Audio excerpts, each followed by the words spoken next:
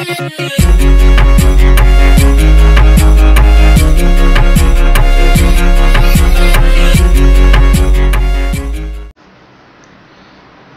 So this is your channel CATV and अब हम जो है क्वेश्चन 7 एंड उसके बाद से जो है जो भी क्वेश्चन है पेंडिंग क्वेश्चन है उसको कंप्लीट करेंगे। इसके पहले जो है इन्वेस्टिगेशन एंड ड्यू डिलिजेंस के रिस्पेक्ट में 2 पार्ट इशू हो चुके हैं, 2 पार्ट के वीडियो आउट हो चुके हैं, उसको एक बार देख लीजिएगा। एंड अब उसके बाद से हम क्वेश्चन 7 स्टार्ट कर रहे हैं और होप्स हो कि इस पार्ट में जो है सब कुछ ओवर हो जाए। सो स्टार्ट करते हैं इन्वेस्टिगेशन एंड ड्यू डिलिजेंस में। क्वेश्चन नंबर 7,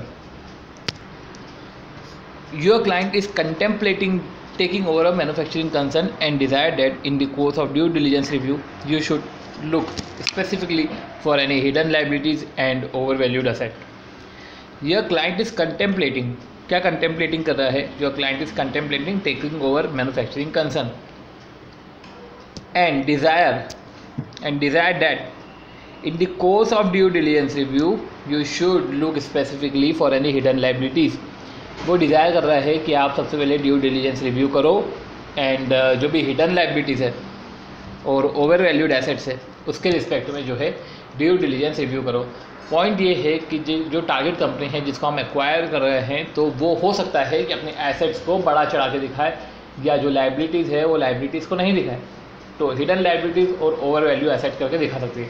तो उनको आपको जो है फाइंड आउट करना है और उनके रिस्पेक्ट में जो है ड्यू डिलीजेंस रिव्यू करना है। तो major areas to examine in course of due diligence review, तो major areas of examine in course of due diligence review. So due diligence is a term that is often heard in the corporate world these days in relation to corporate restructuring. Due diligence जो word है generally हम जब corporate restructuring करते हैं और जब हमें acquire करना पड़ता है टारगेट कंपनी को तो ड्यू डिलीजेंस किया जाता है। The purpose of due diligence is to assist the purchaser and the investor to finding out all he can reasonably about the business he is acquiring. The purpose of due diligence is to assist the purchaser. तो जो assist कर रहा है purchaser को और investor को, to assist the purchaser or investor to find out all he can reasonably about the business he is acquiring or investing in prior to completion of the transaction. तो all he can reasonably about the business he is acquiring and investing in prior to completion of transaction including its critical success factor as well as strength and weakness. तो एक तरीके से due diligence में स्वॉट analysis ही हो जाता है कि इनको जो है एक्वायर करना चाहिए कि नहीं करना चाहिए। ड्यू डिलीजेंस जो अब एक्सरसाइज होती है ये एक परवेसिव एक्सरसाइज है to review all important aspect और सारे macro aspect financial legal commercial सारे एस्पेक्ट देखे जाते हैं। And before taking any final decision in the matter, as far as the hidden liabilities of or overvalued asset are concerned, this shall form part of review of financial statement. तो simple सी बात है, जब आप financial due diligence करते हो और ये तो हिडन लाइबिलिटी ओवरवैल्यूड एसेट्स ये जो है ये तो पार्ट ऑफ फाइनेंशियल स्टेटमेंट है, तो फाइनेंशियल ड्यू डिलीजेंस में ये सब तो आ ही जाएगा। And normally cases of hidden liabilities and overvalued asset are not apparent from books of account and financial statement. अब वो books of account and financial statement में ऐसे जो है अपेरेंट तो दिखते नहीं हैं, जो लाइबिलिटीज हिडन है तो वो तो पता चल नहीं पाएगी और ओवर वैल्यूड एसेट से हमको पता नहीं चल पाते कि अच्छा ये जो अमाउंट है ये क्या ओवर वैल्यूड है क्या। तो review of financial statement does not involve examination from the view point of extra ordinary item. तो रिव्यू ऑफ फाइनेंशियल स्टेटमेंट जब हम फाइनेंशियल स्टेटमेंट का रिव्यू करते हैं it does not involve examination from the view point of extra ordinary item, analysis of significant deviation, etc. However, in order to investigate hidden liabilities, the auditor should pay attention to the following areas. अब ये बात आ रही है कि hidden liabilities के respect में जो है आपको कौन कौन से एरियाज़ पे ध्यान देना पड़ेगा। The company may not show any show cause notice which have not matured into demand as contingent liability, they are material and important. Hidden liability मतलब क्या होता है कि जो लाइबिलिटी है जो हमको देना बनता है पर हम उसको दिखा नहीं रहे, तो हिडन लाइबिलिटी में कंटिजेंट लाइबिलिटी भी आ सकती है। तो कंपनी हो सकता है कि उन्होंने जो इन्वेस्टिगेटिंग अकाउंटेंट है उसको शो नहीं करे होंगे जो शो कॉस्ट नोटिस इशू हुए होंगे पर वो मैच्योर नहीं हुए, तो company may not show any show cause notice which have not mature into demand. तो शो कॉस्ट नोटिस इशू हुए हैं पर वो मैच्योर इनटू डिमांड नहीं हुए हैं as contingent liability, this may be material and important. अब शो कॉज नोटिस इशू करा है तो मटेरियल और इम्पोर्टेंट तो होंगे ना, बट अभी वो डिमांड जैसे मैच्योर नहीं हुए हैं तो उसको हाँ, तो जो शो कॉज नोटिस है इशू हुए हैं और जो अभी तक डिमांड से कंफर्म नहीं हुए हैं तो उसको कंटिजेंट लायबिलिटी जैसा नहीं दिखाया। The company may have given letter of comfort, company हो सकता है कि कंपनी ने लेटर ऑफ कंफर्ट दिए हों टू बैंक और financial institution. These are not guarantee, this may not be disclose in the balance sheet of the target company. अब जो कंपनी है उन्होंने लेटर ऑफ कंफर्ट दिया होगा बैंक या फाइनेंशियल इंस्टीट्यूशन को, since this are not guarantee, अभी guarantee तो है नहीं, तो this may not disclose in the balance sheet. हो सकता है कि इसको बैलेंस शीट में नहीं दिखाया हो, जबकि लेटर ऑफ कंफर्ट को भी बैलेंस शीट में दिखाना पड़ता है। तो लेटर ऑफ कंफर्ट इशू कराई गारंटी नहीं होती है, and this may not be disclose in the balance sheet of the target company, और ये टारगेट कंपनी की बैलेंस शीट में नहीं दिखाया गया हो। कंपनी तो ये हमने पढ़ा एक तो शो कॉज नोटिस के रिस्पेक्ट में, एक पढ़ा हमने लेटर ऑफ कंफर्ट के रिस्पेक्ट में। फिर आई थी बात कि company may have sold some subsidiaries business and may have agreed to take over and indemnify all liabilities and contingent liability of the same prior to date of transfer. Company may have sold some subsidiaries business, company may have sold some subsidiary of business and may have agreed to take over and indemnify all liabilities and contingent liabilities of same prior to date of transfer। हो सकता है कि company ने कुछ subsidiary को है बेच दिया हो, या हो सकता है कि कंपनी ने एग्री करा हो to take over and indemnify all liabilities and contingent liabilities of the same prior to date of transfer. तो prior to date of transfer हो सकता है कि कंपनी ने सब्सिडियरी को बेचा हो या टेक ओवर करा हो एंड इंडेमनिफाई करा हो सारी लायबिलिटीज़ एंड कंटिजेंट लायबिलिटीज़ का डेट ऑफ ट्रांसफ़र के पहले ही उसने कर दिया है, तो बुक्स ऑफ अकाउंट में तो रिफ्लेक्ट होगा नहीं। Product and other liability claim, warranty liability, product return, discount, liquidated damage for late delivery and all litigation. तो product and other liability claim, तो product and other liability claim, warranty liability, product return, liquidated damages. क्या बोला है? Product and other liability claims, warranty liability, product return, discount and liquidated damages for late deliveries and all litigation. तो ये हो सकता है कि प्रोडक्ट एंड लायबिलिटी क्लेम से ये नहीं दिखाए गए हो, वारंटी लायबिलिटीज है, वारंटी लायबिलिटीज जो है वो नहीं दिखाई गई हो, प्रोडक्ट जो रिटर्न कर दिए या प्रोडक्ट लिक्विडेटेड डैमेजेस है और जो प्रोडक्ट हमने सेल करे थे उसको रिटर्न हो गए वो, एंड प्रोडक्ट ये जो डिस्काउंट्स है, लिक्विडेटेड डैमेजेस है, ये नहीं दिखाए गए हो। तो ये सब हमको देखना पड़ेगा। तो in order to investigate hidden liability जो है, हमको हिडन लायबिलिटी इन्वेस्टिगेट करना है, ऑडिटर को अटेंशन देना पड़ेगा। शो कॉज नोटिस के रिस्पेक्ट में, लेटर ऑफ कंफर्ट के रिस्पेक्ट में गारंटी नहीं है, जो कुछ सब्सिडियरी बेच दी होगी डेट ऑफ ट्रांसफ़र के पहले या एक्वायर करी होगी, इंडेमनिफाई करा होगा सारी लायबिलिटी का। Product and other liability claim कुछ हुए होंगे, प्रोडक्ट के ऊपर कोई से क्लेम आ गए होंगे, और वारंटी लायबिलिटी आ गई होगी, प्रोडक्ट रिटर्न, लिक्विडेटेड डैमेजेस ये सब आ गए होंगे। फिर और लायबिलिटी, हिडन लायबिलिटी क्या हो सकती है? टैक्स लायबिलिटी, कोई पेंडिंग असेसमेंट चले आ रहा है, पेंडिंग फाइनल असेसमेंट है जबकि इसका प्रोविजनल असेसमेंट कस्टम में हो चुका है पर फाइनल असेसमेंट पेंडिंग है, या पेंडिंग असेसमेंट चल रहा है, टैक्स लायबिलिटीज़ है। Agreement to buy back share at sold at a stated price, agreement to buy back shares sold at a stated price, कोई बाय बैक शेयर का agreement आपने pass कर दिया हो कि नहीं भैया हमको बाय बैक करना है, तो आपकी लायबिलिटी अब शेयर बाय बैक करने की है क्योंकि आपने एग्रीमेंट कर लिया है। फ्यूचर की lease liabilities, environmental problem, unfunded gratuity, leave salary liability, incorrect gratuity valuation, huge labour claim under negotiation when the labour wage agreement has already expired.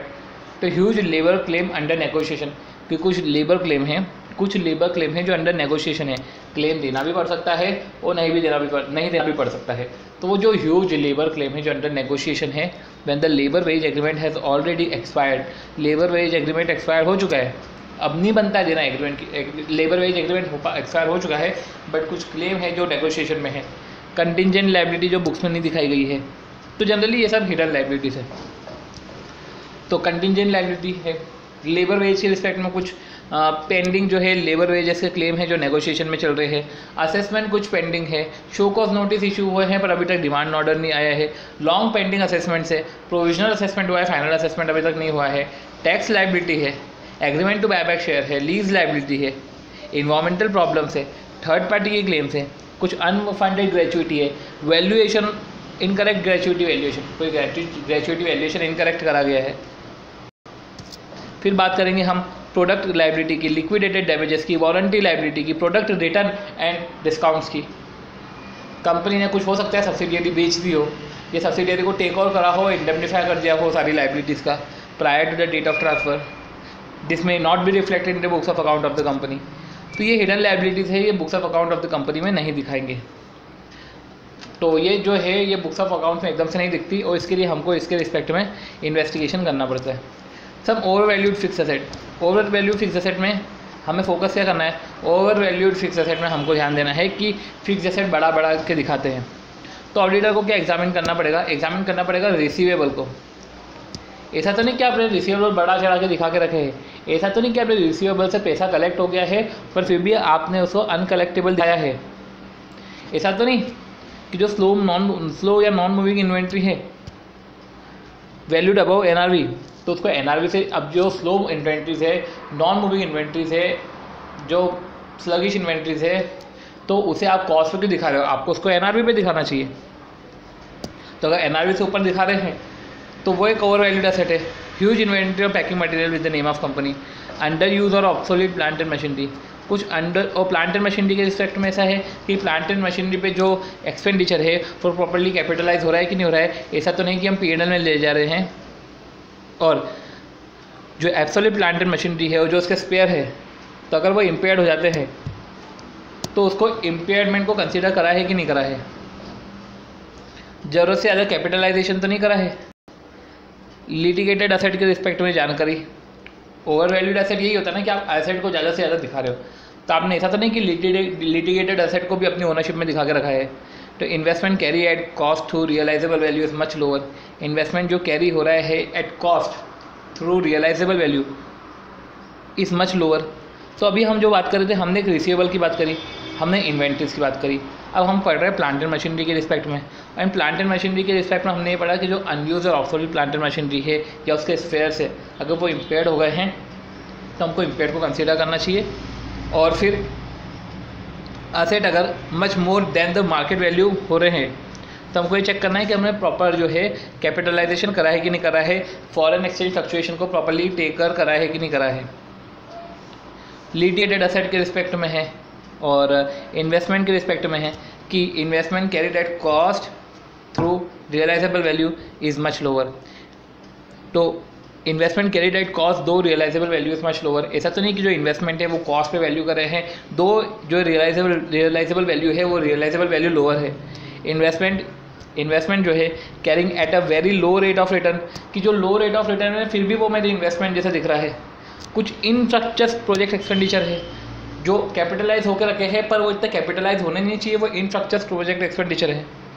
कोई group company balances under reconciliation है pending, तो group company के balances दिखा के रखे हैं asset में। Intangibles of no value, कुछ इंटेंजिबल्स है जो किसी काम के नहीं है बट फिर भी इंटेंजिबल्स जैसे दिखा रहे हैं। तो हमने क्या पढ़ा, ओवर वैल्यूड एसेट में हमने पढ़ा कि रिसीवेबल है, ऐसा तो नहीं कि वो कलेक्ट हो गए हैं फिर भी हमने अनकलेक्टेबल दिखाया है, बैड डेट को प्रॉपर्ली रिकॉग्नाइज कर रहे हो कि नहीं कर रहे हो। फिर हमने ये देखा कि जो इन्वेंट्री है वो स्लो है, नॉन मूविंग है, तो ऐसा तो नहीं कि उसको कॉस्ट पे दिखा रहे हो, उसको एनआरवी पे दिखाओ। और प्लांट एंड मशीनरी ऑब्सोलीट हो गई है, इम्पेयर्ड हो गई, तो इम्पेयरमेंट को कंसीडर करो। उसमें कुछ खर्चा करते हो तो उसको भी कंसीडर करो, प्रॉपर्ली जो है कैपिटलाइजेशन करो। और जो है प्रॉपर्ली आपने कैपिटलाइजेशन करा, प्रॉपर्ली आप कैपिटलाइजेशन करो खर्चों को, और फॉरेन एक्सचेंज फ्लक्चुएशन को भी टेक इनटू कंसीडर करो। फिर बात आती है लिटिगेटेड एसेट की, कि जो लिटिगेटेड एसेट्स है ऐसा तो नहीं कि उसको एसेट जैसे शो कर रहे हो।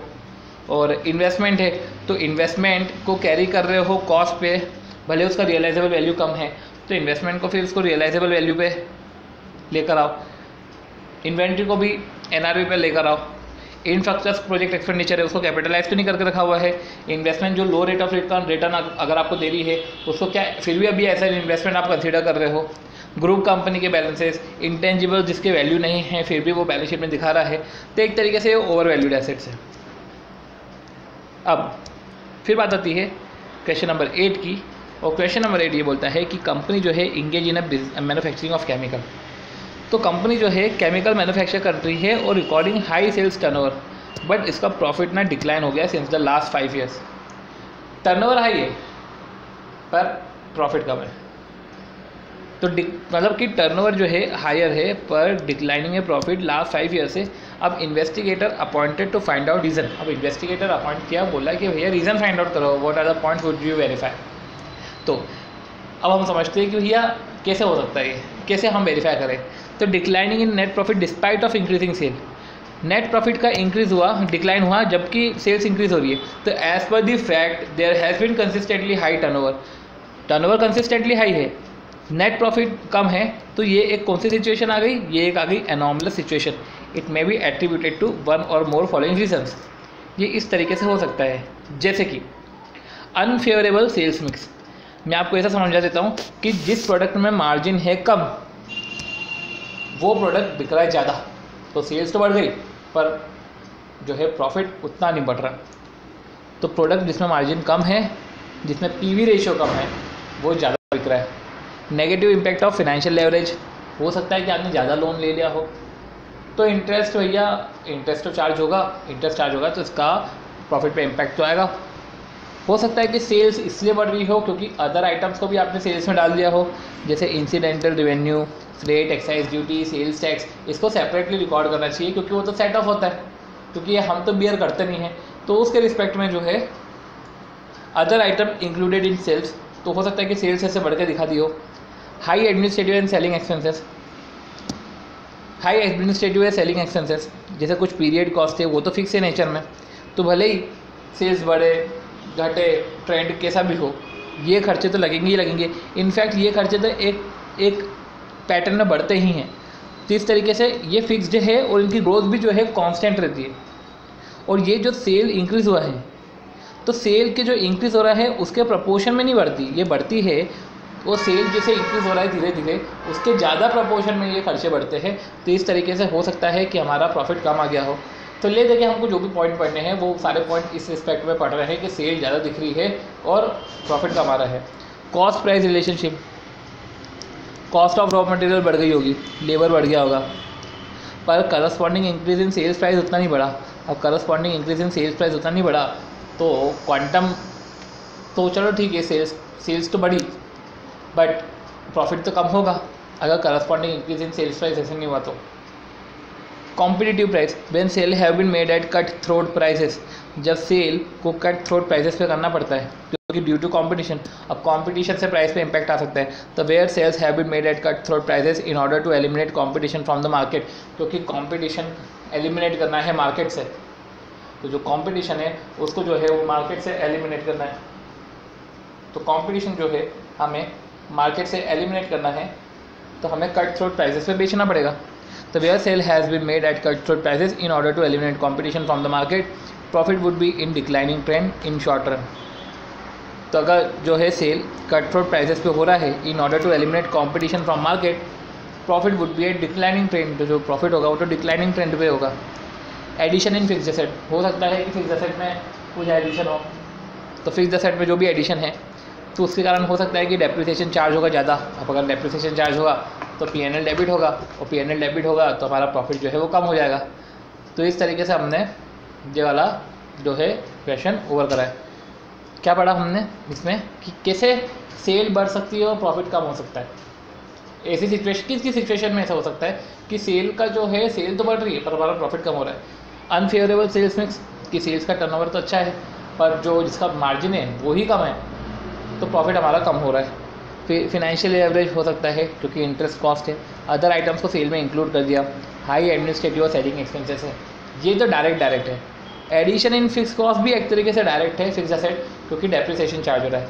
इंपॉर्टेंट ये है कॉम्पिटिटिव प्राइस। अब कॉम्पिटिटिव प्राइस से हम कम प्राइस पे बेचेंगे, क्वांटम ज़्यादा रहेगा, तो सेल तो बढ़ गई है, बट जो है कॉम्पिटिटिव प्राइस का इधर ये बोलना चाह रहे हैं कि कॉम्पिटिटिव प्राइस से प्राइस कम हो जाएगा क्योंकि कट थ्रोट प्राइसेस पे बिकेगा। मन मर्जी वाली सेल प्राइस नहीं चार्ज कर सकते। अब सिंस कट थ्रोट प्राइस से बिकेगा तो एक तरीके से प्रॉफिट कम होगा। और कॉस्ट प्राइस रिलेशनशिप, कि कॉस्ट जिस हिसाब से बढ़ रहा है उस हिसाब से सेल प्राइस नहीं बढ़ रही है। सिंस सेल प्राइस वैसे नहीं बढ़ रही है तो इसका प्रॉफिट पे इम्पैक्ट आएगा। हमें क्या करना है, हमको ऐसे एग्जाम्पल चूज़ नहीं करने हैं जिसमें सेल पे भी और प्रॉफिट पे दोनों पे नेगेटिव इम्पैक्ट आए, कि सेल नहीं, हमको ऐसे एग्जाम्पल चूज़ नहीं करने जिसमें जिससे ये भी जस्टिफाई हो कि सेल बढ़ रही है और पर्टिकुलर पॉइंट से ये भी जस्टिफाई हो कि प्रॉफिट कम हो रहा है। हम स्पेसिफिक पॉइंट लेंगे जिससे सेल बढ़ रही है, स्पेसिफिक पॉइंट लेंगे जिससे प्रॉफिट हमारा डिक्लाइन हो रहा है। ठीक है, तो कौन कौन से स्पेसिफिक पॉइंट है? अनफेवरेबल सेल्स मिक्स तो दोनों के लिए सूट हो रहा है, negative impact of financial leverage profit के लिए सूट हो रहा है, अदर आइटम्स वाला सेल के लिए सूट हो रहा है, expenses, cost price relationship, competitive price, additional and fix asset, तो ये सब हो रहा है प्रॉफिट के रिस्पेक्ट में। तो ये सब खर्चे को शो कर रहे हो, इसलिए जो है प्रॉफिट हमारा कम हो रहा है। तो पढ़ लिया हमने। और अब हम इंपॉर्टेंट ये है आपको याद रखना, other item included in sales, कि हो सकता है कि सेल्स में अदर आइटम इंक्लूड कर लेते हैं तो जिससे सेल्स ज़्यादा शो होती है, और सेल्स ज़्यादा शो होती है बट एक्चुअली में इतनी होनी नहीं चाहिए थी। अब question number 9, in a company it is suspected there has been embezzlement in cash receipt. Company में सस्पेक्ट करा है कि कैश रिसिप्ट में एम्बेजलमेंट हुआ है, क्या क्या एरियाज आप वेरीफाई करोगे? सबसे पहले कैश रिसिप्ट में एम्बेजलमेंट हुआ है, तो issuing a receipt to the payee for the full amount collected and entering only a amount on the counterfoil. तो in a company it is suspected that there has been embezzlement, कि cash receipt में हुआ है embezzlement, कि जो cash receipt है उसमें embezzlement हुआ है, मतलब कि कैश रिसिप्ट कम दिखा रहा है जबकि पैसे आए हैं ज़्यादा पर दिखा कम रहा है। As an investigator what the areas would you verify? किस तरीके से आप चेक कर सकते हो कि जो है एम्बेजलमेंट हुआ है कैश रिसिप्ट में, कि कैश की चोरी हुई है, कैसे बता सकते हो? जैसे कि issuing a receipt to the pay, आपने जो रिसिप्ट है आपने पे को तो फुल अमाउंट पे रिसीव करी, रिसिप्ट इशू करी, बट जो आपने कार्बन कॉपी है, काउंटर फॉइल में सिर्फ पार्ट ऑफ द अमाउंट लिखा। अब पार्ट ऑफ द अमाउंट लिखा तो इसका कॉन्सिक्वेंसेस क्या है कि आपको पैसे तो पूरे आए, पर आपने जो है accounting part of the amount की करी और ऐसे में शो हो गया कि भैया आपने कुछ पैसा अपने लिए ले लिया। Showing a larger cash discount than actually allowed. 100 रुपये का प्रोडक्ट था, हमने 30% डिस्काउंट दिखाया, जबकि और एक्चुअल में हमने 15% दिया, तो कायदे से देखा जाए तो हमने बुक्स पे 70 रुपये रिकॉर्ड किया, बट हमको मिले जो है वो 85 रुपये मिले, क्योंकि एक्चुअल में 15% ही डिस्काउंट दिया। तो ये 15 रुपये की इधर से हमने चोरी कर ली, तो हमने एम्बेजलमेंट पढ़ रहे हैं। तो एम्बेजलमेंट कैसे पढ़ सकते हैं, कैसे बता सकते हैं कि रिवेन्यू ज़्यादा दिखाना, रिवेन्यू कम दिखाना जबकि एक्चुअल में ज़्यादा है, और खर्चे ज़्यादा दिखाना एक्चुअल में है कम। तो रिवेन्यू कम दिखाना, जैसे कि काउंटर फॉइल में हमने कम रिवेन्यू दिखाया और एक्चुअल में हम ज़्यादा ले रहे हैं। इधर सेकेंड पॉइंट है खर्चे का, कि खर्चे हम कम दिखा रहे हैं, खर्चे हम ज़्यादा दिखा रहे हैं और एक्चुअल में हुए कम। Adjusting a fictitious credit in account of a customer for the value of goods return by him. कोई कस्टमर जिसको हमने सामान बेचा, अब उस कस्टमर हमने सामान बेचा कस्टमर को और कस्टमर ने उस गुड्स को रिटर्न कर दिए। अब कस्टमर ने उस गुड्स को रिटर्न कर दिया, तो हमने उसको सामान बेचा, तो एक तरीके से हमको उसको पैसा लेना है, तो वो हो गया हमारा डेटर। अब उसने गुड्स रिटर्न कर दिए, तो कायदे से अब हमको जितना % उसने गुड्स रिटर्न किया तो हमको उसको पैसे देने पड़ेंगे, कैश हमको देना पड़ेगा उस गुड्स के रिस्पेक्ट में। बट हमने फिक्टिशियस क्रेडिट को एडजस्टमेंट कर लिया, हमने उसको पैसे नहीं दिए। बुक्स में शो करा कि हमने पैसे दिए, बट एक्चुअल में हमने पैसे नहीं दिए, वो पैसे हमने हमारे पास रख लिए बुक में शो करके। Adjusting a cash sale as a credit sale, cash sale को हमने क्रेडिट सेल बता दिया और पैसे अपने पास रख लिए। और raising a debit on account of customer के अकाउंट में हमने डेबिट रेज कर दिया, जबकि कुछ रेज करना ही नहीं था, हमको पैसे आ चुके थे। तो सिंपल सी बात है, बुक्स में हम ऐसा दिखा रहे हैं कि जो इनकम है वो इनकम कम है, या इनकम हमको कैश हमको रिसीव ही नहीं हुआ है और एक्चुअल में वो कैश ही अपने पास है। या एक्सपेंडिचर के केस में अपन ऐसा बता रहे हैं कि हमने एक्सपेंडिचर का ज़्यादा पेमेंट किया है, जबकि एक्सपेंडिचर का पेमेंट हमने कम किया है, वो डिफरेंस है वो हमारे पास रख रहे हैं। राइटिंग ऑफ अ गुड डेब्ट एज बैड, गुड डेब्ट है, डेटर से पैसा आना था पर हमने उसको बैड दिखा दिया, तो बुक्स के हिसाब से तो पैसे नहीं आएंगे, बट एक्चुअल में पैसे आए, तो गुड डेब्ट को बैड डेब्ट जैसे दिखा दिया या इररिकवरेबल दिखा दिया। Short debiting of customer account in the ledger, short debit कर रहे हो और एक्चुअल में हुआ ज़्यादा डेबिट है, तो short debit the customer account in the ledger with an intention to withdraw the difference when the full amount payable by him is collected. हमने जो है कस्टमर के अकाउंट में सपोज़ करो कि 1 लाख रुपए का हमने सामान बेचा। अब 1 लाख रुपए का सामान बेचा तो हमने 50,000 रुपये ही इसको डेबिट करे। अब पैसे तो उनके पास 1 लाख के आएंगे, तो हमको जैसे ही 1 लाख रुपये आए 50,000 हमने हमारे रख लिए और 50,000 से हमने इसको है अकाउंट को क्लोज कर दिया। Under casting of receipt, receipt ज़्यादा हुई है पर हम शो कर रहे हैं अंडर कास्टिंग ऑफ रिसिप्ट और बचा हुआ हम हमारे पास रख रहे हैं। तो under casting of receipt side of cash book और over casting of payment, income को कम दिखाना, खर्चे को ज़्यादा दिखाना। Carrying over a shorter total of the receipt from one page to the cash book, carrying over a shorter total of receipt from one page of cash book to the next और carry over to next और over carrying the total payment from one page of cash book to next with in a view to covering of misappropriation. तो क्या करें, carrying over a short total of receipt from one page. तो जो carry over है, हम जब cash book में total कर रहे हैं तो जो कैरी ओवर है शॉर्ट टोटल ऑफ रिसिप्ट है, हम आगे आगे जो है ले जा रहे हैं। तो हम जब शॉर्ट टोटल ले जाते हैं रिसिप्ट का, कैरी ओवर करते शॉर्ट टोटल ऑफ रिसिप्ट, तो बुक पे तो दिखाता है कि इतना ही रिसिप्ट हुआ है पर एक्चुअली में हमको ज़्यादा हुआ है। तो इस तरीके से हम बैलेंस को है वो बैलेंस को डिफरेंस को है हम मेजर कर सकते हैं। In either short banking of cash collection, कि आपने जो कैश कलेक्शन किया आपने उसकी शॉर्ट बैंकिंग करी और बचा हुआ कैश हमने हमारे पास रख लिया, और apart of the amount withdrawal from the bank. तो इस तरीके से हमने क्या पढ़ा कि हमने जो मेन रिसिप्ट है, मेन रिसिप्ट में हमने फुल अमाउंट शो करा पर काउंटर फॉइंट में हमने part of the amount show करा। लार्ज कैश डिस्काउंट दे रहे हैं बुक्स में, फिक्टिशियस क्रेडिट एंटर कर रहे हैं जबकि हमने पेमेंट नहीं करा पर दिखा रहे हैं कि हमने पेमेंट करा है। Adjusting cash sale and credit sale, debit raise कर रहे हैं। गुड डेब्ट को हमने बैड बता दिया, गुड डेब्ट को हमने बता दिया बैड, अब सिर्फ हमने बता दिया बैड, तो डेबिटर हमारे गए। गुड डेब्ट को हमने बता दिया बैड, तो एक तरीके से डेटर हमारे गए और डेटर से हमारे गए। तो अब जब डेटर से पैसा आएगा तो हम उसको बुक्स ऑफ अकाउंट में शो नहीं करेंगे क्योंकि वो तो अब बैड हो चुके हैं। शॉर्ट डेबिटिंग कर रहे हैं कस्टमर अकाउंट का और विड्रॉ कर रहे हैं difference when the full amount payable by him is collected. Receipt को अंडर कास्ट कर रहे हैं, 1 लाख की रिसिप्ट है पर हम 60,000 की अंडर कास्टिंग दिखा रहे हैं, 60,000 का रिसिप्ट दिखा रहे हैं। या 1 लाख का पेमेंट है तो हम उसको 2 लाख का पेमेंट दिखा रहे हैं। Carrying over a shorter total of the receipt, carrying over क्या कर रहे हैं, एक और तरीका है carrying over shorter total of receipt from one page to another, या हम कैरी ओवर कर रहे हैं higher total of payment to one page to another. इस तरीके से जो एक्टिविटीज़ है, इस तरीके की एक्टिविटीज़ से जो है हम कैश रिसिप्ट में इम्बेजलमेंट कर सकते हैं। क्वेश्चन नंबर 9 ऐसे ओवर होता है।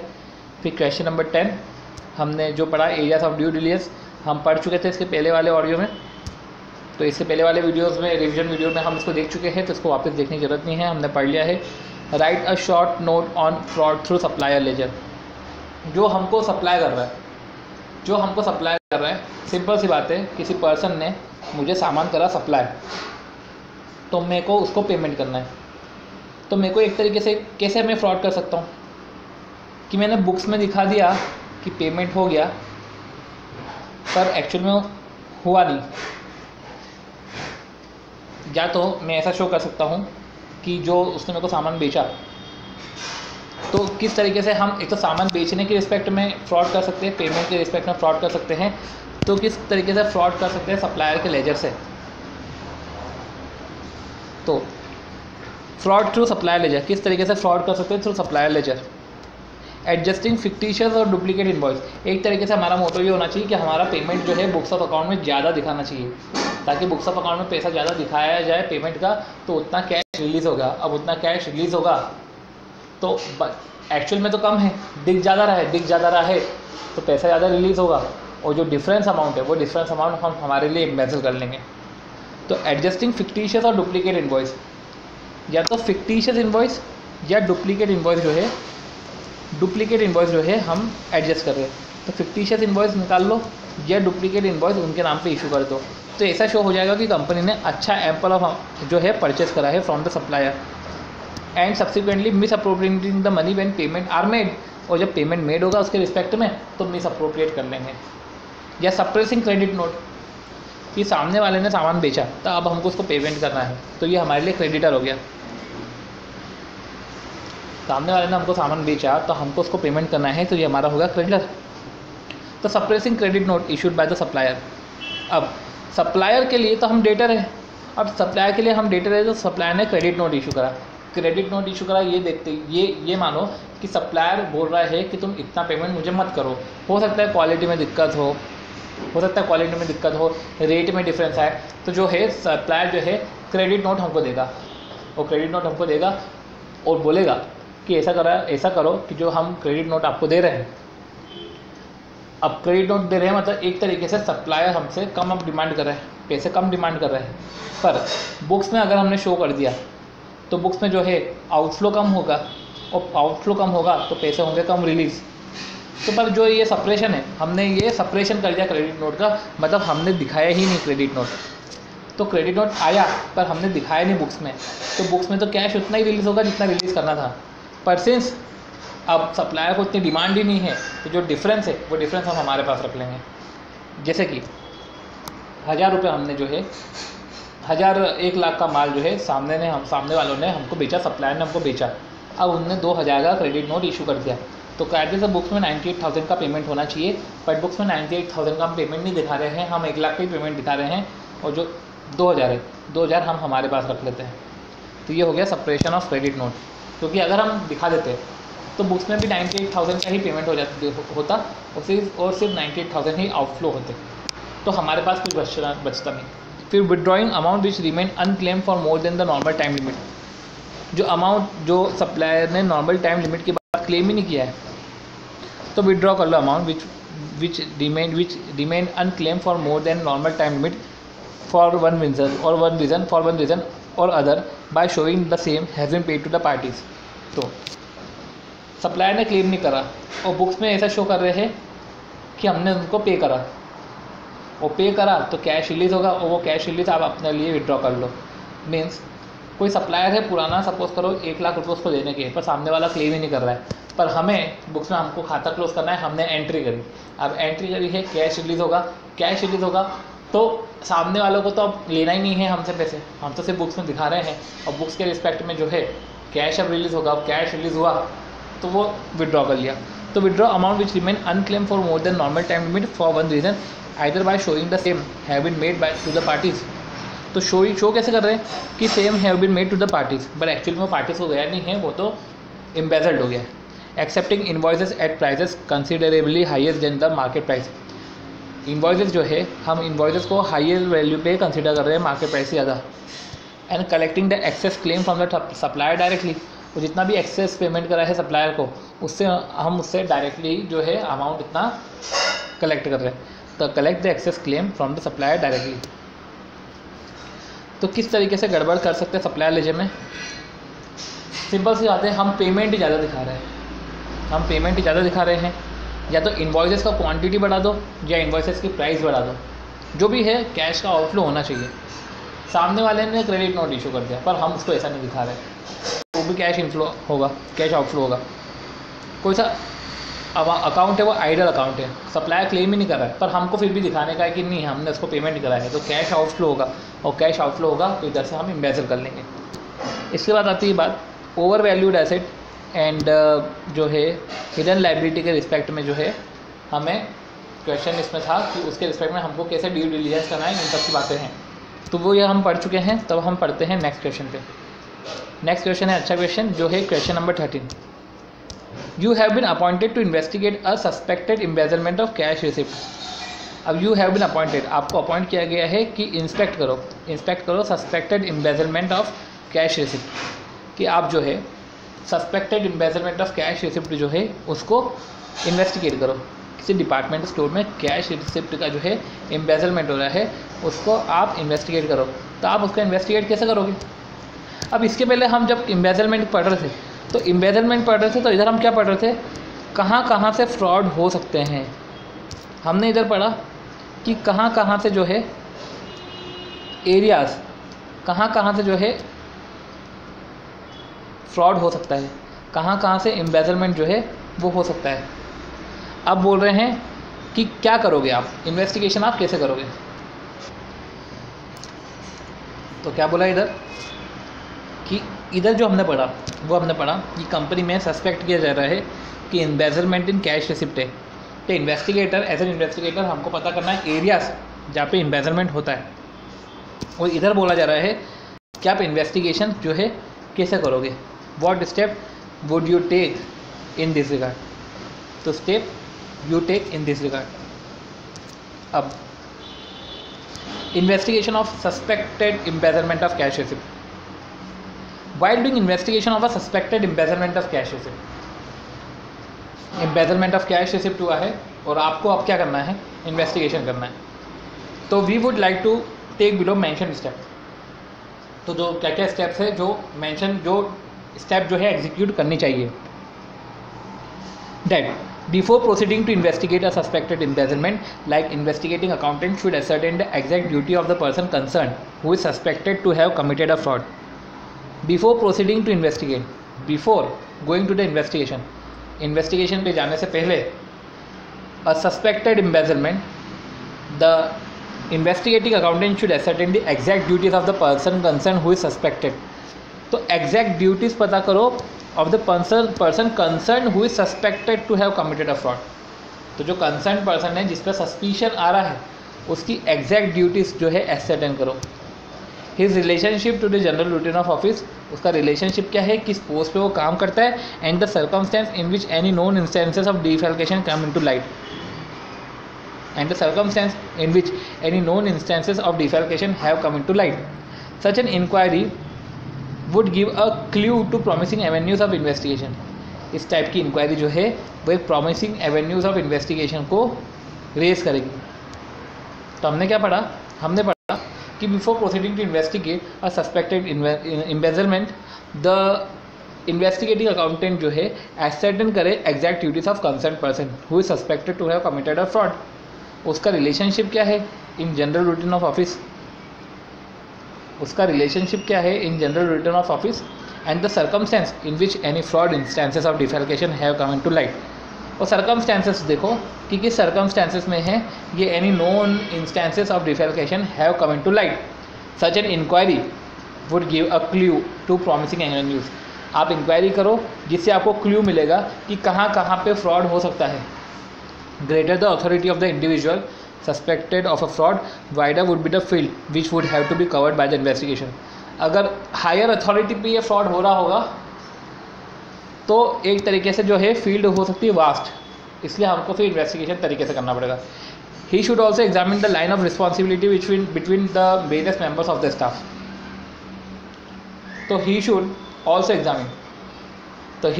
examine the line of responsibility between the various members of the staff. He should also examine the line of responsibility between the various members of the staff. तो उसे ये भी एग्जामिन करना चाहिए कि line of responsibility between the various members of the staff. Examine करो कि इनकी रिस्पॉन्सिबिलिटीज़ क्या है। ही should have a look at a system of internal control in operating for spotting out the weakness. He should have a look at a system of internal control, उसे system of internal control देखना चाहिए इन operation for spotting out the weakness, और weakness को find out करना चाहिए if any date में exist. Relying on the above study, he should direct his inquiry toward those aspects of business where there has been excessive control in hand of single person. तो हमें क्या करना चाहिए, हमें जो है इंटरनल कंट्रोल को चेक करना चाहिए। तो look at the system of internal control, तो look at the system of internal control in operation for spotting out the weakness, ताकि हम वीकनेस फाइंड आउट कर सकें इफ़ एनी देयर में existing. Relying on the above study, he should direct his inquiry towards those aspects of business. और relying on the above study, उसको direct करना चाहिए his inquiry towards those aspects of business where there has been excessive control in hands of single person. तो relying on the above study, उसे अपना जो inquiry है toward those aspects जो है एक्सटेंड करना चाहिए where there has been excessive control in hands of single person. जब सिंगल पर्सन के हाथ में ही एक्सेसिव कंट्रोल है उधर ज़्यादा हमें इंक्वायरी करना चाहिए without any supervision by any other person, और जिसका और without any supervision by any other person वो एक्सेसिव कंट्रोल जो है वो सिंगल पर्सन के पास ही है। और any other inherent weakness there may be exist in the system, और एनी अदर इनहेरेंट वीकनेस जो है वो सिस्टम के अंदर हो सकती है, तो उसे जो है इंटरनल कंट्रोल सिस्टम को ऐसे लुकआउट करना चाहिए और इनहेरेंट वीकनेस को स्पॉट आउट करना चाहिए। On the assumption that cash may have diverted before being entered in the books. Evidence as regard to income received from different sources should be recognized. On the assumption that कि cash जो है वो may have been diverted before being entered into the books, तो हो सकता है कि cash divert हो जाए before enter into the books. Evidence लेना चाहिए in respect of income receive from different sources should be scrutinise. Example inventory, sale summary, rental register. हो सकता है कि रेंट से जो इनकम हो रही है कैश में आया है उसको डाइवर्ट कर दिया गया हो, उसको बुक्स में नहीं लिखा हुआ हो. तो सबसे पहले सोर्स फाइंड आउट करो कि कहाँ से इनकम हो सकती है और वो सारी इनकम रिकॉर्डेड है कि नहीं है. और अगर वो इनकम रिकॉर्डेड नहीं है मतलब कुछ ना कुछ जो है एम्बेजलमेंट हुआ है. कार्बन कॉपीज ऑफ रिसिप्ट को चेक कर लो और उसको डुप्लीकेट जैसे मार्क करा है कि नहीं करा है. और उसको रिसिप्ट कॉपी से चेक कर लो कि जो रिसिप्ट कॉपी है वो रिसिप्ट कॉपी कितने रुपए की इशू करी है और कार्बन कॉपी पे क्या शो कर रहा है. अब by recalling paying slip from bank, the details of cash deposit on each day should be compare with those shown in the cash book.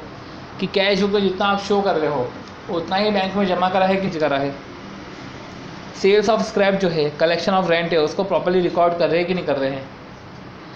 Cash sale को डिटेल में वाउच कर रहे हैं कि नहीं कर रहे हैं. Recovery from customer and sundry party should be check with the copy of receipt issued to them.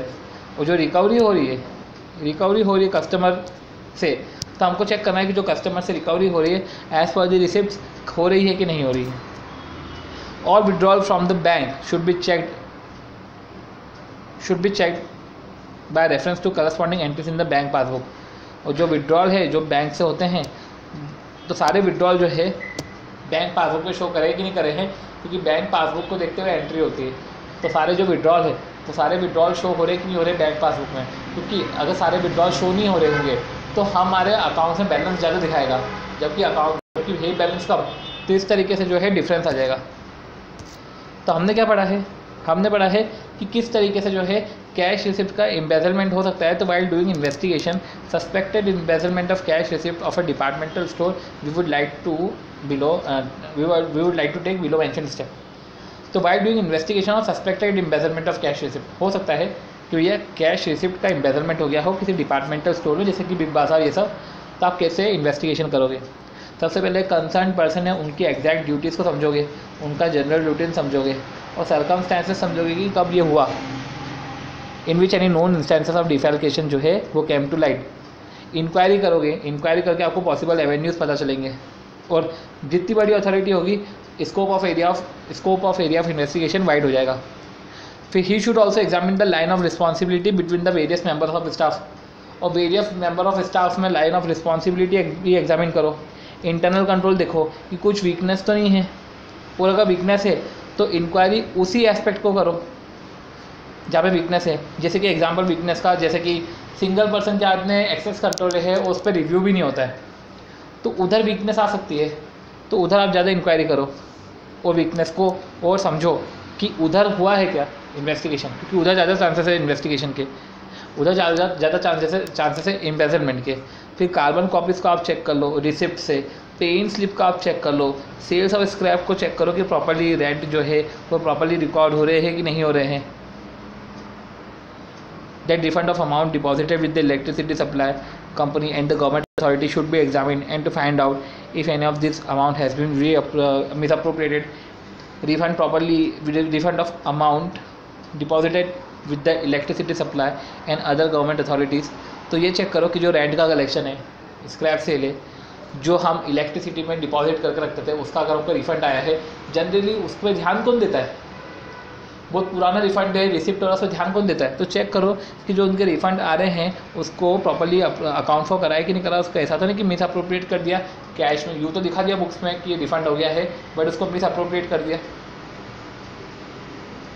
Cash sale को डिटेल में वाउच करो.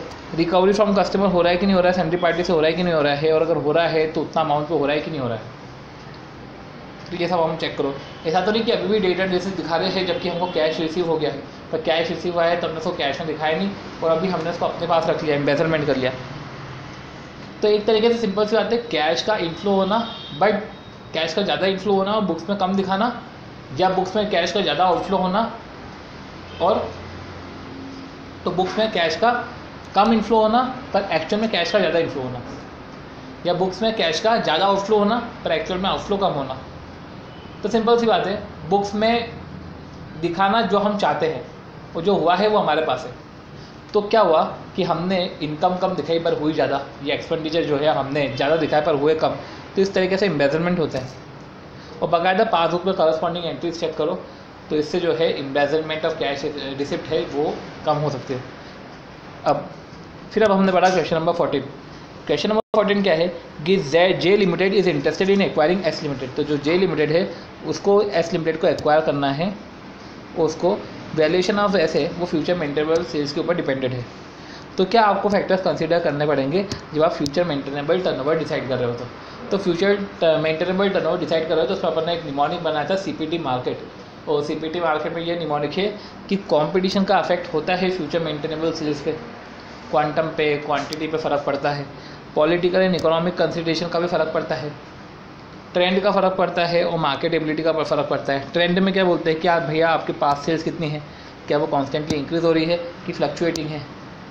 मार्केटेबिलिटी में देखते हैं कि मार्केटेबिलिटी में कि जो न्यू मार्केट है वो न्यू मार्केट में जो प्रोडक्ट है वो सर्वाइव कर पाएगा, क्या उसका मार्केट अब एक्सप्लॉइट हो चुका है फुल्ली। पॉलिटिकल इकोनॉमिक कंसिडरेशन से हमको देखना चाहिए कि क्या गवर्नमेंट इस टाइप के बिजनेस को प्रमोट कर रही है कि नहीं कर रही है, इस टाइप के मार्केट को प्रमोट कर रही है कि नहीं कर रही है।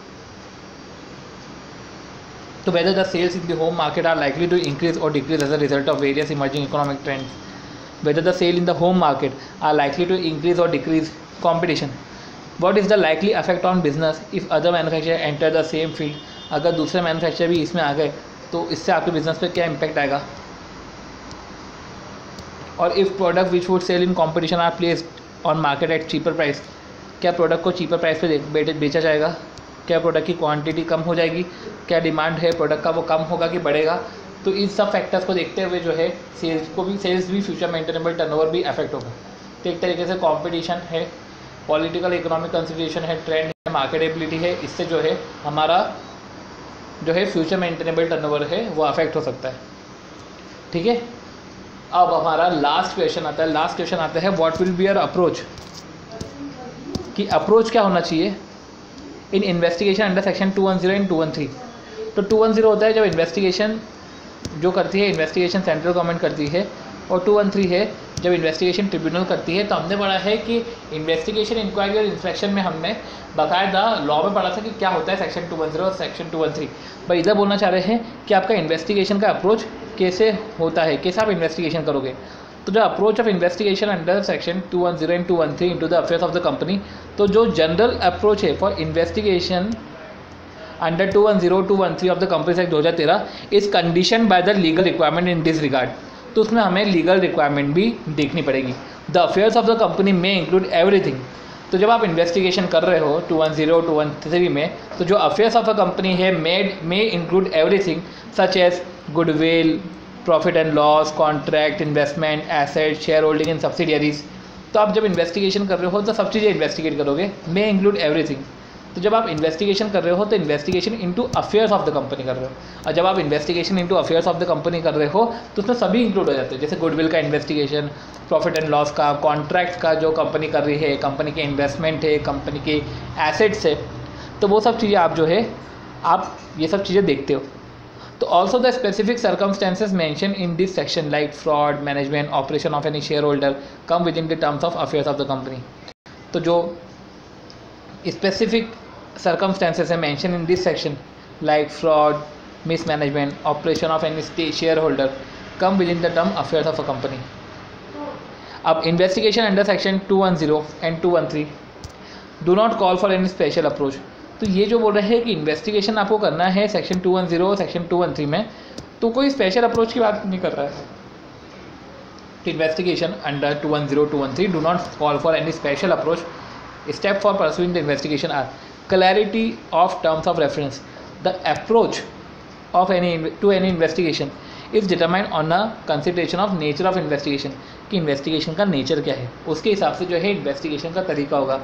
And the terms of reference, तो nature of investigation and terms of reference. तो क्या बोल रहे हैं, इन्वेस्टिगेशन का अप्रोच हमको डिटरमाइन होगा ऑन अ कंसिडरेशन, जैसे कि nature of investigation and terms of reference. However, the inspector should ensure that terms of reference are clear, ambiguous and in writing. तो जो terms of reference है वो clear होना चाहिए और कोई unambiguous होना चाहिए और writing में होना चाहिए कि if he has doubt on any item of the term, ताकि अगर इन्वेस्टिगेशन अकाउंटेंट को कोई डाउट हो on the any item on the terms, he should obtain clarification in writing, ताकि वो क्लैरिफिकेशन इन राइटिंग ले सके बाद में. It should also seen that the terms of reference are not too general. जो टर्म्स ऑफ रेफरेंस है वो to general नहीं होते, वो इतने जनरल भी नहीं होते because they may frustrate the whole objective. क्योंकि अगर वो जनरलाइज्ड हुए तो पूरा ऑब्जेक्टिव है वो फ्रस्ट्रेट हो जाएगा. The scope of the investigation will become unwidely and ill-defined. The investigation order to investigate into the affairs of company would be at instance at point. Therefore, the inspector should ask for reframing the order, specifying the exact matter to be investigated. The terms of investigation में बकायदा exact matter to be investigated show होना चाहिए. He should also take into consideration the possible effect of limitation.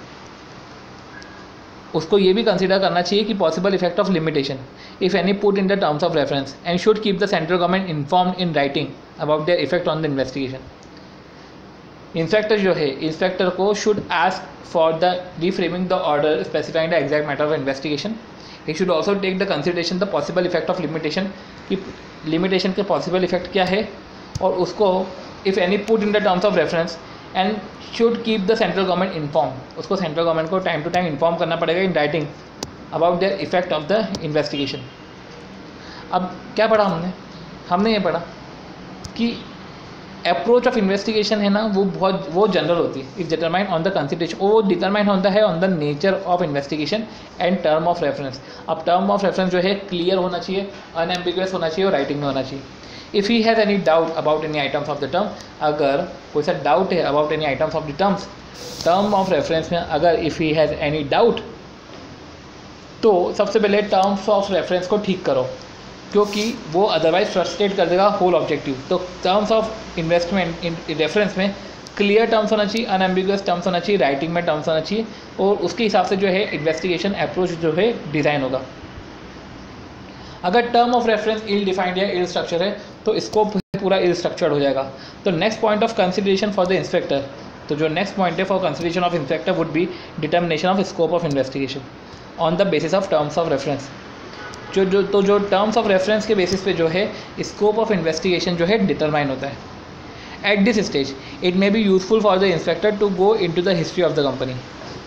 इस stage पे क्या होता है, inspector क्या करता है, कंपनी की हिस्ट्री पे जाता है. And it this stage and it's affiliates and associate, अब स्कोप ऑफ इन्वेस्टिगेशन चेक करता है. तो next point of consideration of the inspector would be the determination of scope of investigation. अब वो क्या है, स्कोप ऑफ इन्वेस्टिगेशन को देखेगा on the basis of term of reference. तो टर्म ऑफ रेफरेंस के बेसिस पे, क्योंकि टर्म ऑफ रेफरेंस क्या बताता है, टर्म ऑफ रेफरेंस जो है वो क्लियर अनएम्बिगुअस राइटिंग तो होना चाहिए, और टर्म ऑफ रेफरेंस से वो जनरल नहीं होना चाहिए. टर्म ऑफ रेफरेंस प्रॉपर रहते हैं तो इन्वेस्टिगेशन जो है प्रॉपर होता है, और टर्म ऑफ रेफरेंस में बकायदा एग्जैक्ट मैटर्स होते हैं जो इन्वेस्टिगेट करना है. अब अगर आपको एग्जैक्ट मैटर को इन्वेस्टिगेट करना है तो मुझे अब स्कोप जानना पड़ेगा. तो टर्म ऑफ रेफरेंस के बेसिस पे हमें जो है स्कोप जानना पड़ता है, और इंस्पेक्टर जाता है हिस्ट्री ऑफ द कंपनी पे and its affiliate and its associate. He should evaluate the term of reference in sketching the scope of investigation, and he should evaluate the term of reference in sketching the scope of investigation, और he should evaluate the term of reference. अब इसलिए term of reference को evaluate करा जाता है, check करा जाता है, क्योंकि टर्म्स ऑफ रेफरेंस में exact matters to be investigated दिए हुए होते हैं, एंड उसके हिसाब से जो है इवैल्यूएट करके हम स्कोप पता करते हैं. This will enable him to locate the limitation, और जिससे पता चल जाता है कि हम अच्छा हमको इतना स्कोप है इन्वेस्टिगेशन करने का, और पता चल जाता है कि किधर किधर लिमिटेशन है if any in the terms of reference not clearly mention. For a purposeful investigation, he may need to stretch his inquiry into the books and records of allied and associate person. और अगर उसको scope में allied and associate persons को भी लाना है ताकि उसका ऑब्जेक्टिव पूरे हो, तो allied and associate person को भी वो इन्वेस्टिगेट कर सकता है. And concerned and may require to arm himself with the powers given under the Companies Act.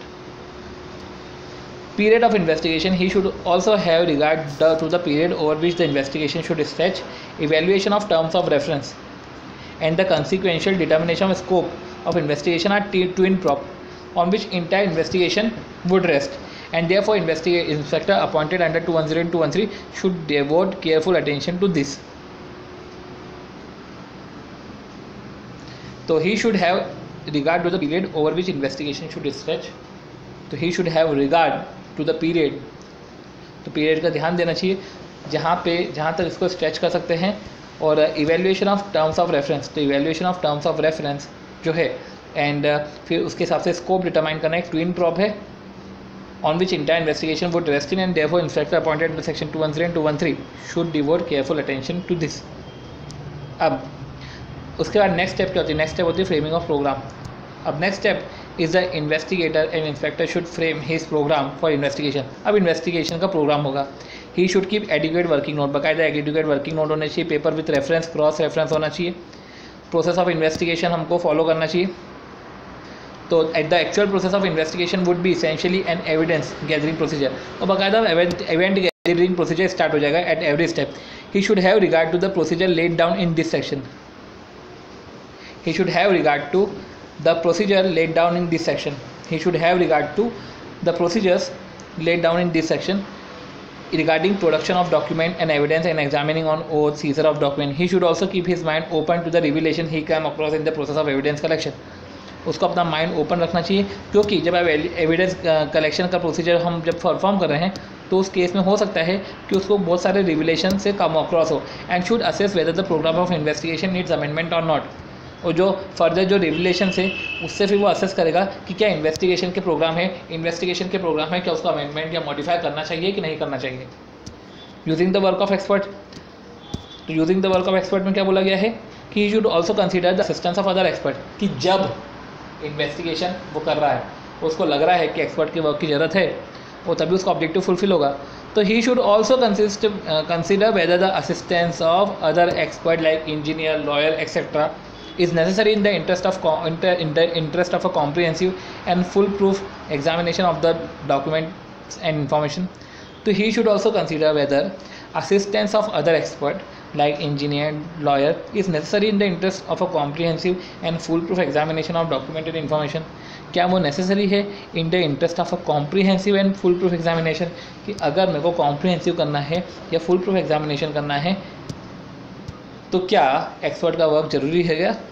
And only after he has completed the steps. अब वो सारी स्टेप जब हम उसकी कंप्लीट करेगा, जब इन्वेस्टिगेशन प्रोग्राम के अंदर सारे स्टेप कंप्लीट करेगा, सारे इन्फॉर्मेशन उसने ऑब्टेन कर दिए, उसके हिसाब से वो रिपोर्ट बनाएगा. पर सबसे पहले वो इंटरव्यू रिपोर्ट बनाएगा. अब the finding should be complete and exhaustive. तो जो फाइंडिंग है जो कंप्लीट एग्जॉस्टिव होना चाहिए. And before he make it's his final report he should keep on record the evidence relied upon the him. और बाकायदा एविडेंस वो कीप ऑन रखेगा, रिकॉर्ड रखेगा जिस पर उसने रिलाई करा और उसके बेसिस पे उसने इंटरव्यू में फाइनल रिपोर्ट दी. By the nature of things such evidence should be as conclusive as possible. वो सारे एविडेंस जो है वो कंक्लूसिव होने चाहिए depending on the circumstance of the case. He should make his report in accordance with the provisions of companies act. The general approach of investigation under section 210 और section 213 should therefore be formulated having regard to terms of reference. तो जो general report approach है of investigation under section 210 and section 213 should therefore be formulated having regard to the terms of reference. तो should therefore be formulated. तो general approach जो है should therefore be formulated having regard to terms of reference, scope and the period, the program and the procedure of investigation and attending the legal requirement specified above. तो इस तरीके से जो है ये अप्रोच हमको फॉलो करनी पड़ती है. और हमने इधर बात कर ली कि जनरल अप्रोच जो है हमको फॉलो करनी पड़ेगी. तो general approach under section investigation under section 210 and 213 कर रहे हैं तो हमको जनरल अप्रोच जो है फॉलो करनी पड़ेगी. इस condition by the legal requirement in this regard. इस condition by the legal requirement in this regard. तो जो जनरल अप्रोच है is considered by the legal requirement in this regard. तो जो the affairs of the company है में include everything. तो affairs of the company में सभी चीज़ इंक्लूड हो जाती है. गुडविल, प्रॉफिट एंड लॉस, जो भी कॉन्ट्रैक्ट हो रहे हैं सबको इन्वेस्टिगेट करेगा. Decision making, in fact decision making को भी जो है वो इन्वेस्टिगेट करेगा. ऑल्सो द स्पेसिफिक सर्कमस्टेंसेस जो है मेंशन इन दिस सेक्शन, चाहे फ्रॉड है, मिसमैनेजमेंट है, ऑपरेशन है of share holder, come with in the terms of affairs of the company. अब इन्वेस्टिगेशन जो है अंडर 210 213 वो special do not call for any special approach. वो इस जनरल अप्रोच की बात कर रहा है. सबसे पहले जो टर्म्स ऑफ इन्वेस्टिगेशन है, टर्म्स ऑफ रेफरेंस है वो क्लियर होने चाहिए. तो जो नेचर ऑफ इन्वेस्टिगेशन है, इन टर्म्स ऑफ इन्वेस्टिगेशन पे समझ में आएगा कि उनको इन्वेस्टिगेशन की अप्रोच क्या रखनी है। ये क्लियर होना चाहिए, अनएम्बिगियस होना चाहिए, राइटिंग में होना चाहिए। अब if he has any doubt about the items of the terms, और अगर उसको टर्म्स ऑफ रेफरेंस के किसी आइटम में डाउट है तो उसको क्लैरिफिकेशन लेना चाहिए। He should obtain clarification in writing, तो उसको बाकायदा जो है राइटिंग में उसका क्लैरिफिकेशन लेना चाहिए। It should also be seen that the terms of reference are not too general, तो जो टर्म्स ऑफ रेफरेंस है ये जनरल नहीं हो। तो जो हमने क्या पढ़ा, हमने पढ़ा it should also be seen that the terms of reference जो है वो जनरल नहीं हो, वो स्पेसिफिक हो, क्योंकि अदरवाइज़ वो फ्रस्ट्रेट कर देगा पूरे ऑब्जेक्टिव पर। क्लियर होना चाहिए, जनरल नहीं होना चाहिए। स्पेसिफिक एग्जैक्ट मैटर जो हमको इन्वेस्टिगेट करना है वो होना चाहिए। He should also take into consideration possible effect of limitation, और बाकायदा जो पॉसिबल इफेक्ट ऑफ लिमिटेशन है उसको भी कंसीडर करना चाहिए, क्योंकि अब वो टर्म्स ऑफ रेफरेंस में जब अगर मैटर एग्जैक्ट मैटर अगर पता चल जाता है तो अब वो क्या है, अब वो अपना स्कोप ऑफ इन्वेस्टिगेशन डिसाइड करेगा on the base of terms of reference. अब स्कोप ऑफ तो at this stage it may be useful for the inspector to go into the history of the company की history में जाएगा, affiliate and associate की history में जाएगा और evaluate करेगा टर्म ऑफ रेफरेंस को। अब जब वो स्कोप जब डिसाइड करेगा, इससे उसको समझ में आ जाएगा कि कहाँ कहाँ लिमिटेशन उसको आ रही है। और अगर उसको टर्म ऑफ रेफरेंस में जो एग्जैक्ट मैटर को इन्वेस्टिगेट करना है तो उसके पास पावर है कि वो अलाइड एंड एसोसिएट पर्सन्स के बुक्स और रिकॉर्ड को भी देख सकता है। पीरियड है तो उसको टाइम पे ख़त्म करना है, ये पीरियड को देखते हुए जो इन्वेस्टिगेशन होना चाहिए। और फ्रेमिंग ऑफ प्रोग्राम में बोल के रखा है जो इन्वेस्टिगेशन प्रोग्राम है, तो the next step is the investigator inspector should frame his program for investigation in a systematic manner. तो नेक्स्ट स्टेप क्या है, is the investigator inspector should frame his program for investigation in a systematic manner. तो program में क्या बोल के रखा है कि जो इन्वेस्टिगेटर है और इंस्पेक्टर है वो इन्वेस्टिगेशन का प्रोग्राम है उसको सिस्टमैटिक मैनर में करना चाहिए। He should keep adequate working notes, उसको बाकायदा एडिक्वेट वर्किंग नोट रखना चाहिए, उसको एडिक्वेट वर्किंग नोट्स रखना चाहिए। He should keep adequate working note, he should keep adequate working note, बाकायदा एडिक्वेट वर्किंग नोट रखना चाहिए, पेपर्स रखना चाहिए, क्योंकि उसके हिसाब से वो कंक्लूसिव एविडेंस पहुँचेगा। वो एविडेंस गैदरिंग प्रोसीजर होती है पूरी की पूरी फ्रेमिंग ऑफ प्रोग्राम में, और जब भी वो एविडेंस गैदर करेगा तो उसके पास वर्किंग नोट्स और पेपर्स होने चाहिए। तो ही शुड कीप इन, जब वो एविडेंस गैदर करेगा, ये जब प्रोसेस करेगा तो हो सकता है उसको बहुत सारे रिविलेशंस मिले when he come across the process of evidence collection and assess whether the program of investigation need amendment। और फिर चेक करो कि क्या जो है प्रोग्राम ऑफ इन्वेस्टिगेशन क्या उसमें अमेंडमेंट की ज़रूरत है। चेक करो कि क्या प्रोग्राम ऑफ इन्वेस्टिगेशन में अमेंडमेंट की ज़रूरत है। Using the work of expert, फिर क्या बात हुई थी, using the work of expert. तो बोला ये गया है कि कभी आपको लग रहा है कि ऑब्जेक्टिव फुलफिल करने के लिए एक्सपर्ट के वर्क की ज़रूरत है, और अगर तभी जाके कॉम्प्रीहेंसिव और फुल प्रूफ होगा ऑडिट। तो he should also consider whether assistance of other expert like engineer, lawyer, etc. is necessary in the interest of comprehensive and foolproof examination of document and information. So he should also consider whether assistance of other expert like engineer, lawyer is necessary to in the interest of comprehensive and foolproof examination। तभी एक comprehensive and foolproof examination होगा। Legal requirement and investigation report। तो क्या बोला गया है, only after he has completed the steps in the investigation program, only after he has completed the steps, जब उसने इन्वेस्टिगेशन प्रोग्राम की स्टेप्स को कंप्लीट कर लिया है, जब उसने मार्शल कर दी all the information, he need to prepare in his report, फिर वो रिपोर्ट बनाएगा। और जो रिपोर्ट है, वो जो फाइंडिंग्स है, वो फाइंडिंग्स जो है वो कंप्लीट होनी चाहिए और एग्जॉस्टिव होनी चाहिए। तो बात ये है कि जो फाइंडिंग होनी चाहिए वो कंप्लीट होनी चाहिए, वो एग्जॉस्टिव होनी चाहिए, और उसके बेसिस पे उसको एक रिपोर्ट बनानी है। और बाकायदा जब वो रिपोर्ट बनाए तो उसके बाद सारे एविडेंसेस कॉन्क्लूसिव हो और सारे एविडेंसेस का रिकॉर्ड हो। तो इस तरीके से legal requirement and investigation report में बोला कि only after he has completed the steps, investigation program की सारी स्टेप कंप्लीट करने के बाद, सारी इन्फॉर्मेशन को मार्शल करने के बाद उसको रिपोर्ट बनानी पड़ेगी, उसको इंटरनल रिपोर्ट बनानी पड़ेगी। जो फाइंडिंग्स है वो कंप्लीट फाइंडिंग्स होनी चाहिए और एग्जॉस्टिव फाइंडिंग्स होनी चाहिए।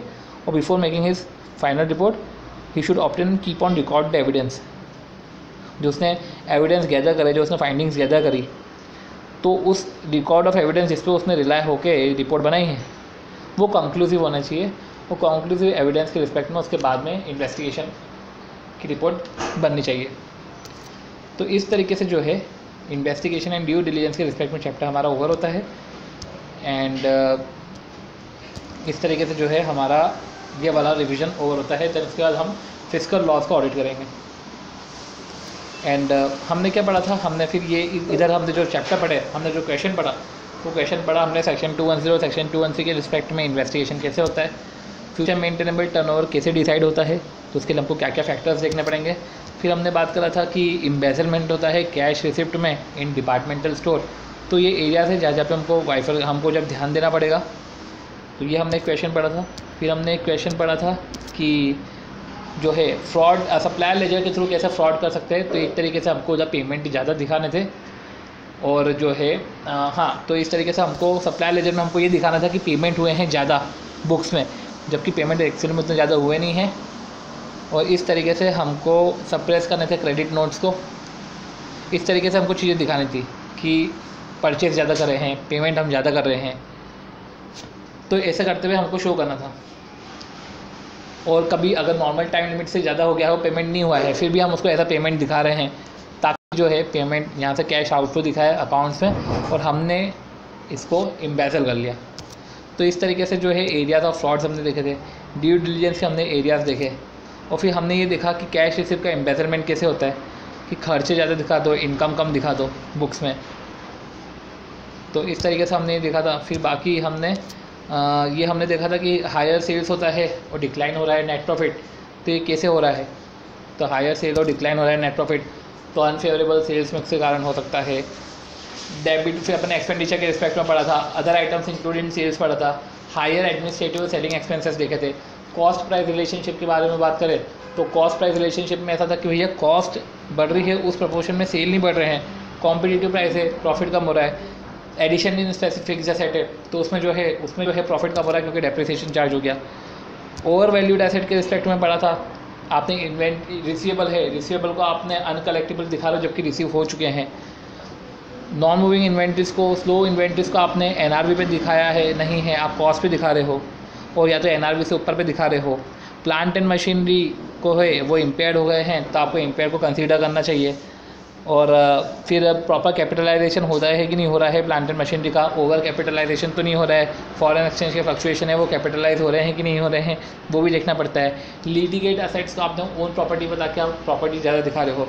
इन्वेस्टमेंट है, आपने जो है रियलाइजेबल वैल्यू कम है फिर भी आप कॉस्ट पे दिखा रहे हो, या आप उसमें इन्वेस्टमेंट पे लो रेट ऑफ रिटर्न है फिर भी आप उसको इन्वेस्टमेंट जैसे दिखा रहे हो। ग्रुप कंपनी बैलेंसेस के रिस्पेक्ट में बात कर रहे हैं कि ग्रुप कंपनी बैलेंसेस में जो है वन द रिकन्सिलेशन है और वो बैलेंस शो कर रहा है। अच्छा, तो बैलेंस शो कर रहा है मतलब एसेट साइड में दिखा रहा है। कुछ इंफ्रास्ट्रक्चर प्रोजेक्ट के एक्सपेंडिचर है फिर भी वो एसेट जैसे दिख रहे हैं। कुछ इंटेंजिबल से जिसकी कोई वैल्यू नहीं है फिर भी इंटेंजिबल जैसे दिख रहे हैं। तो ये सब चीज़ें। फिर हमने pending sales assessment, tax liabilities हमने पढ़ा। तो सेवन्थ वाले क्वेश्चन में हमने यही पढ़ा कि हिडन लाइबिलिटीज़ इन्वेस्टिगेट करना है, तो शो कॉज नोटिस है, जो इशू हो गए हैं वो बताए नहीं गए हैं क्योंकि ऑर्डर नहीं आया है। लेटर ऑफ कंफर्ट इशू है पर ये गारंटी होती नहीं तो इसको डिस्क्लोज नहीं करा गया है। और कुछ सब्सिडियरी परचेस करी है या उनकी लाइबिलिटी को इंडेमनीफाई कर दिया prior to date of transfer पर, वो बुक्स ऑफ अकाउंट में नहीं दिखाया। प्रोडक्ट क्लेम, वारंटी लाइबिलिटीज़ है, प्रोडक्ट रिटर्न डिस्काउंट है, लिक्विडेटेड डैमेजेस है, टैक्स लाइबिलिटीज़ है, लॉन्ग टर्म के कुछ पेंडिंग सेल्स असेसमेंट है। टैक्स लाइबिलिटीज़ हमने पढ़ा, लॉन्ग टर्म के पेंडिंग सेल्स असेसमेंट है, प्रोविजन असेसमेंट हुआ, फाइनल असेसमेंट नहीं हुआ है। Agreement to buy back, future lease liability, तो एग्रीमेंट टू बाय बैक है, फ्यूचर लीज लाइबिलिटीज़ है, तो agreement to buy back, future lease liabilities. फिर इन्वायरमेंटल प्रॉब्लम्स है, थर्ड पार्टी क्लेम्स है। तो इस तरीके से जो है हिडन लाइबिलिटीज़ है, जैसे फ्यूचर लीज लाइबिलिटी, जो लीज लाइबिलिटी फ्यूचर में होने वाली है वो फ्यूचर लीज लाइबिलिटी, या हमने कोई सा एग्रीमेंट करा है कि हम बाय बैक करेंगे। वैसे कुछ अनफंडेड ग्रेचुइटी है, ग्रेचुइटी वैल्यूएशन प्रॉपर नहीं करा है। कुछ लेबर के क्लेम है, वो कुछ लेबर के क्लेम है जो अंडर नेगोशिएशन है। कंटिंजेंट लाइबिलिटी है जो बुक्स में शो नहीं करी गई है। तो ये सब चीज़ें हैं, ये सब चीज़ें हमको देखनी पड़ेगी। और फिर हमने इस तरीके से जो है इन्वेस्टिगेशन एंड ड्यू डिलिजेंस के रिस्पेक्ट में जो है ओवर कराया है। होप सो आपको समझ में आ गया होगा। ये वैसे समझ में तो आया ही होगा, होप सो मैं उसको प्रॉपर तरीके से रिवाइज़ करवा पाया हूँ। और अगर आपको लग रहा है कि कोई डाउट है तो आप कमेंट कर दीजिएगा। And subscribe to my channel CATV and do like, share and subscribe. And अगर आपको कुछ लगे कि इसमें कुछ इम्प्रूवमेंट हो सकता है तो बताइएगा, इस पर फोकस किया जाएगा और इसको इम्प्रूव करा जाएगा। तो thank you and have a nice day.